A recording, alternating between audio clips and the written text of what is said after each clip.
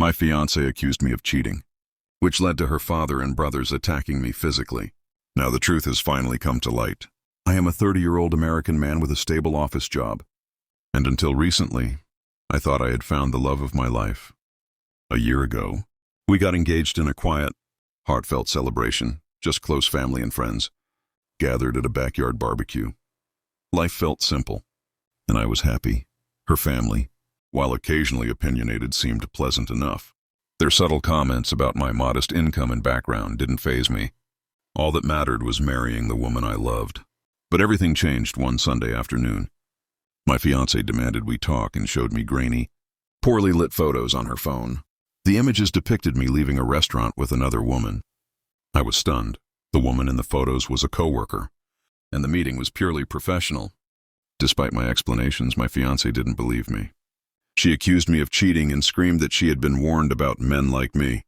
Her words were filled with venom, as if our loving moments had meant nothing.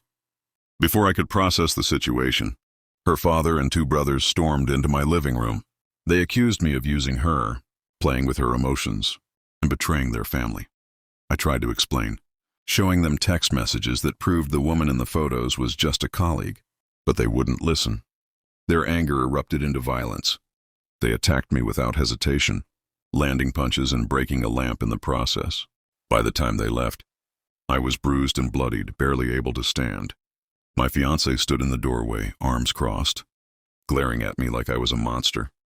"The engagement is off," she declared, warning me not to come near her or her family again. Devastated, I went to the hospital to treat my injuries. The doctor asked if I wanted to report the assault, and though I hesitated, I knew I couldn't let this go. After consulting with a lawyer friend, I filed a police report. The officers were sympathetic, photographing my injuries and recording every detail. My lawyer assured me I had a strong case for aggravated assault, but I knew pressing charges would escalate everything.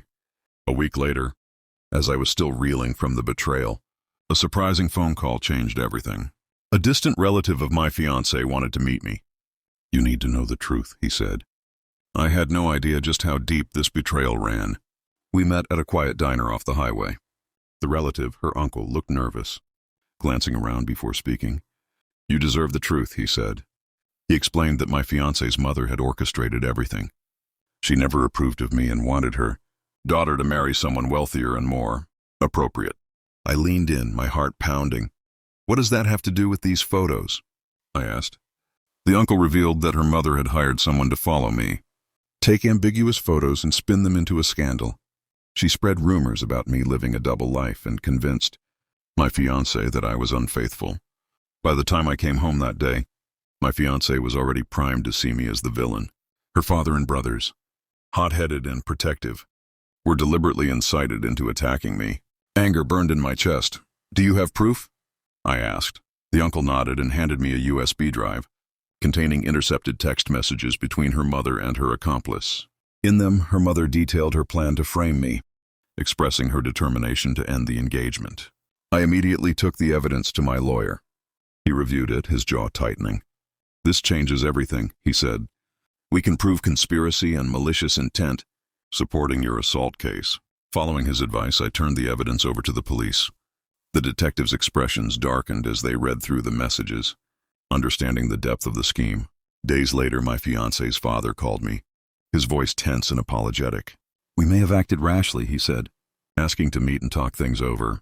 My lawyer warned me not to meet them alone, and I refused. Then my fiancée sent me a series of messages, tearfully apologizing and asking to reconcile. "I was manipulated," she insisted, claiming she hadn't known the full story, but her pleas fell on deaf ears.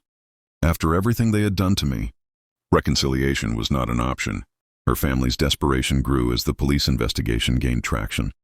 A cousin approached me in my office parking lot, pleading for me to drop the charges. "They made a mistake," he said, hands raised in a gesture of surrender. "No one wants a court battle. Let it go." I refused. "A mistake doesn't involve premeditated lies and violence," I said. He even hinted at a settlement, offering to cover my medical bills. But I wasn't interested in hush money. Justice had to be served. Soon arrests were made. Her father and brothers were charged with assault and battery, while her mother faced conspiracy charges. During questioning, Her mother tried to feign innocence, claiming she only wanted to protect her daughter's honor. But the detectives had the text messages, which exposed her malicious intent. Meanwhile, my fiancée grew more desperate. She begged to meet me, and though my lawyer advised against it, I agreed on the condition that I bring a friend as a witness. She arrived at the cafe looking haggard, her eyes rimmed with red. "I've lost everything," she sobbed. "Please, can't we fix this?" I looked at her, my voice steady.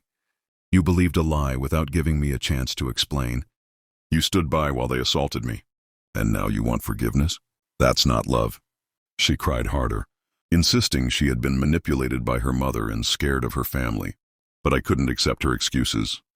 If she had truly loved me, she would have demanded proof before jumping to conclusions. Her pleas couldn't undo the damage, and I walked away, leaving her at that table.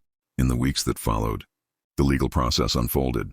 The father and brothers were indicted for aggravated assault, while her mother faced conspiracy charges.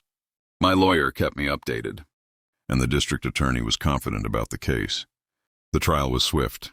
I testified calmly, recounting the assault and presenting the evidence. The jury saw photos of my injuries, read the text messages, and heard testimony from the uncle who came forward. The defense tried to frame it as a misunderstanding, but the facts were undeniable. The verdict was clear: guilty. The father and brothers received prison sentences for aggravated assault, while her mother was convicted of conspiracy. Though my fiancée wasn't charged, her reputation was in ruins. She tried to contact me after the sentencing, but I blocked her number. In the aftermath, I began to heal. The bruises faded, and I started rebuilding my life. Through this painful experience, I learned an invaluable lesson. Love without trust and respect is not love at all. Justice prevailed, proving that lies and violence will always crumble under the weight of the truth.